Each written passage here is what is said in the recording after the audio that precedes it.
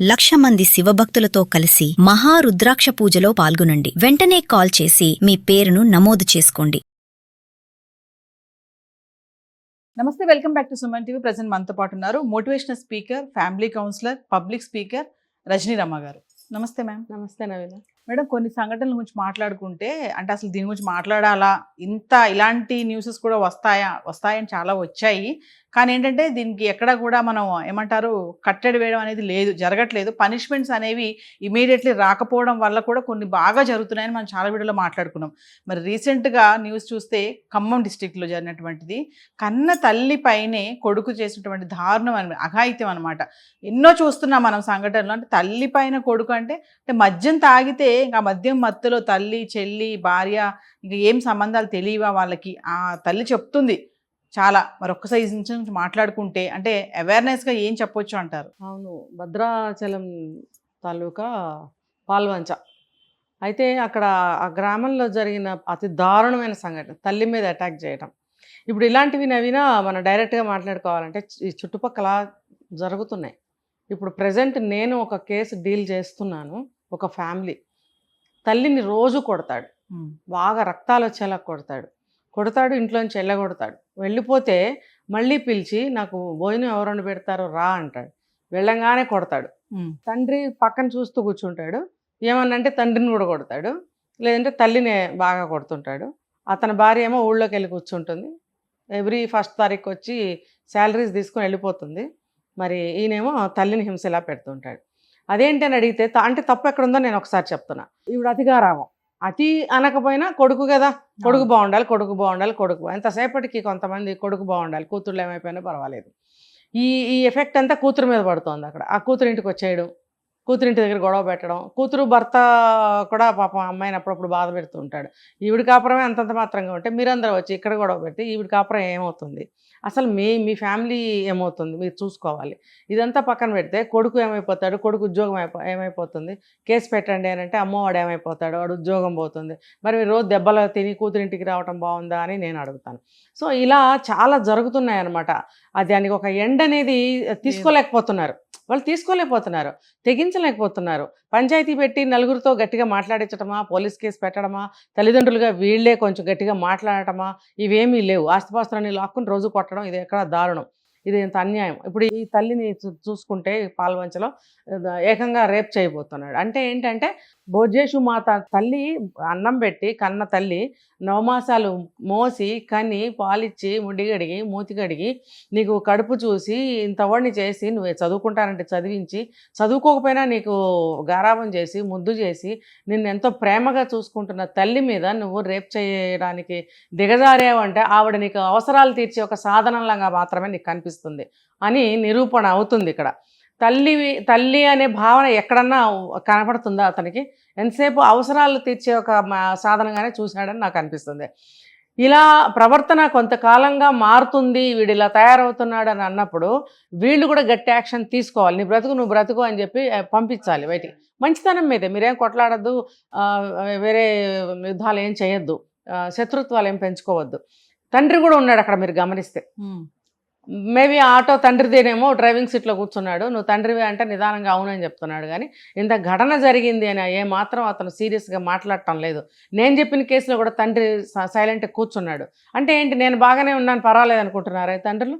దీనికి వెనక ఇంకో సంగతి చెప్తే, గతంలో వీళ్ళు కూడా తాగొచ్చి భార్యని కొట్టడం వల్లనే ఈ కొడుకులు కూడా ఈ రకంగా తయారయ్యి ఎంత చదువుకుని ఎంత 1,50,000 జీతం అట అబ్బాయికి. నేను చెప్పిన కేసు ఒక సాఫ్ట్వేర్ ఇంజనీరు, ఏ చిన్న చితక ఏం కాదు. మరి ఆ కోడలు కూడా చదువుకుంది, మరి మన ఇన్స్టాలో రీల్స్ కూడా చేస్తుంది. ఆవిడ చేస్తూ ఆ కొడుకు కోడలు ఈ రకంగా ఆవిడ చేయటం ఏంటి చెప్పండి? ఎంత అమానుషం అనాలా, దారుణం అనాలా, హింస అనాలా, ఏ పేరు పెట్టాలి? ఏ పేరు పెట్టినా దీనికి సరిపోదు. ఏంటనంటే ఆ తండ్రి ఏం చేశాడో చూస్తూ పెరిగాడు కాబట్టి పెద్ద అయ్యాక వాడు కూడా పని చేస్తున్నాడు. బ్యాక్గ్రౌండ్ కూడా కొంత కారణం అవుతుంది దీనికి. తర్వాత ఈ బ్యాక్గ్రౌండ్ ఎటువంటిదైనా సరే ఒక మనిషి అనేవాడు తల్లిని తల్లిగానే చూస్తున్నాడు అసలు సమాజంలో. అటువంటి పరిస్థితుల్లో వీడు ఇలా ప్రవర్తించడం అనేది ఒక సపరేట్ కేసు అనమాట. వీడిని ఏం చేయాలి? ఆ తల్లి ఏం చెప్తుంది, నేను యాసిడ్ పోసి చంపేస్తాను, పెట్రోల్ పోసి చంపేస్తాను, మీరు కానీ ఏమైనా చేయకపోతే, వాడు బతుకుంటే నేను బతికుండను అని అంటున్నప్పుడు అది నిజం అనిపిస్తుంది. ఇప్పుడు నేను ప్రతి వీడియోలో చెప్తాను నవీన, పిల్లల్ని కన్నాము పెంచాము అని అంటే అది మనకి ఉపయోగపడాలి, తనకి తాను ఉపయోగపడాలి, సొసైటీకి కూడా ఒక మంచి సిటిజన్ని మనం అందించగలిగినప్పుడే పిల్లల్ని కనండి. కన్న తర్వాత ఆ రకంగా పెంచండి అని నేను మొత్తుకుంటున్నా ప్రతిసారి. అంటే అది ఇప్పుడు మనం ఈ మధ్య స్టార్ట్ చేసాం అనుకుందాం. ఇది ఆవిడ ఒక 25 ఏళ్ల నుంచి అతనితో పడుతుంది అని అనుకుంటే పుట్టిన దగ్గర నుంచి, మరి ఆవిడ ఎటువంటి పెంపకం పెంచి ఉండాలి అర్థం చేసుకోండి. ఇది ఒక ఉదాహరణ ఇప్పుడున్న తల్లులందరికీ కూడా. మన స్థాయి ఎటువంటిదైనా, ఉన్నవాళ్ళమైనా లేని వాళ్ళమైనా సరే, తల్లి అనేది, తండ్రి అనేవాడు ఎలా పెంచాలి, పిల్లల ముందు ఎలా ఉండాలి అనేది చెప్పకనే చెప్తున్నట్టుంది కదా, మనకు తెలుస్తుంది కదా. మరి ఇప్పుడు తెలుసుకోవాలి తల్లిదండ్రులు పిల్లల ముందు ఎలా ఉండాలి. ఇంకా ఇది పక్కన పెడితే ఎంతసేపు తల్లిదండ్రులనే అంటారా, ఇప్పుడు ఒక ఆడపిల్లకి ఏమైనా అయిందంటే ఆడపిల్లనే అంటారా అని అంటే ఫస్ట్ ఆఫ్ ఆల్ మనం ఇది చెప్పుకుంటాం. తర్వాత ఏంటంటే వాడు ఒక మృగంలాగా ప్రవర్తిస్తున్నాడు. మృగంలాగా ప్రవర్తించి ఉచ్చం నీచం మర్చిపోయి దిగజారిపోయి తల్లి మీద అటాక్ చేస్తున్నాడు. అంటే మద్యం మత్తులో ఏం తెలియటం లేదు, ఏమీ తెలియటం లేదు. వాడు గంజాయి కూడా తీసుకుంటాడట. ఆ ఊళ్ళో గంజాయి తీసుకునే వాళ్ళు చాలా మంది ఉన్నారు.